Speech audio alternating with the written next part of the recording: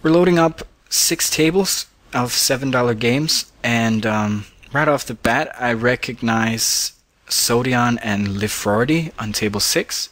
Both are decent regulars, Sodion being one of the best at this stake. Other than those, I think I recognize Dupont Orgel on table 2 and Gardog on table 1. I have marked as a target, so that should be cool.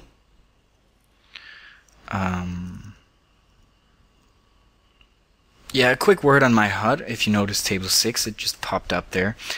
The first line is VPIP, PFR, aggression factor, fold to c-bet, and number of hands. The second line is fold big blind versus steal, flat call big blind versus steal, 3-bet big blind versus steal, and lastly 3-bet big blind versus small blind steal.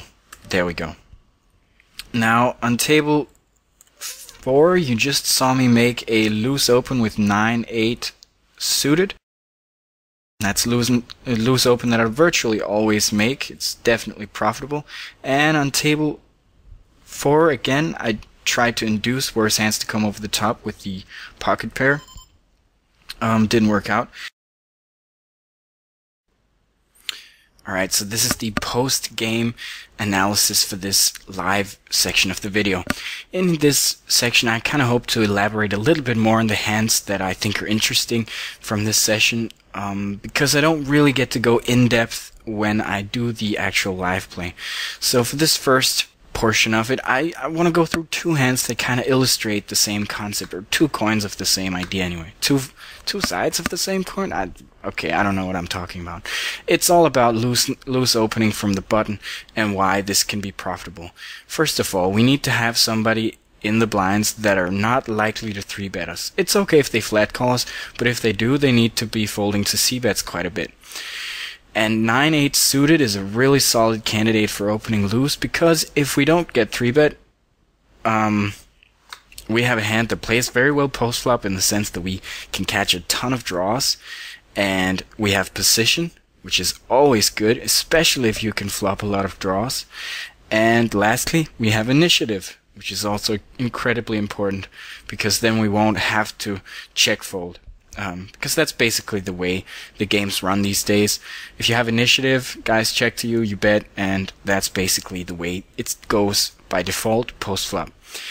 Now, the reason why I think I can do this with a suited connector type hand is because I do exactly the same thing when I have a good hand.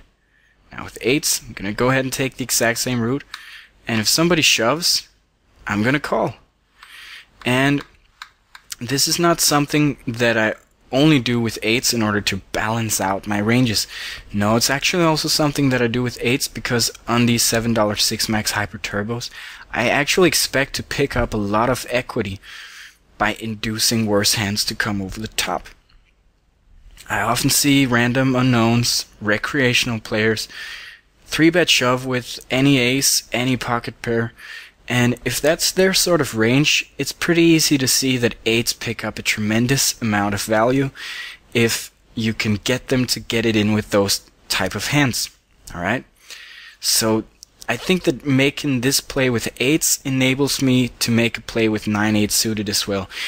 In theory anyway. In practice, I think most of the reasoning behind this play with 8s is quite simply what I mentioned, the fact that you induce a lot of worse hands to come over the top. But when you move up in stakes, the theoretical concept behind it, the balancing of the ranges, becomes more and more important, I think. Alright, back to the action. Now on table 6, I think it's really close between going for some sort of multi-street bluff. I have a read on this guy that he's very tight, so I'm gonna go ahead and fire another barrel and shove the river there. 100% for bluff value, and I wouldn't do it if I had some history with the guy, but I have the read on him that he's pretty tight, and when he only flat calls me pre-flop as well as my c-bet, kind of leads me to believe that he probably has a hand that I can push him off, as most aces would 3-bet pre-flop or 3-bet the flop bet. And kings can't really stand the action either, so I think that was a good spot to kind of bluff. versus a somewhat tight opponent.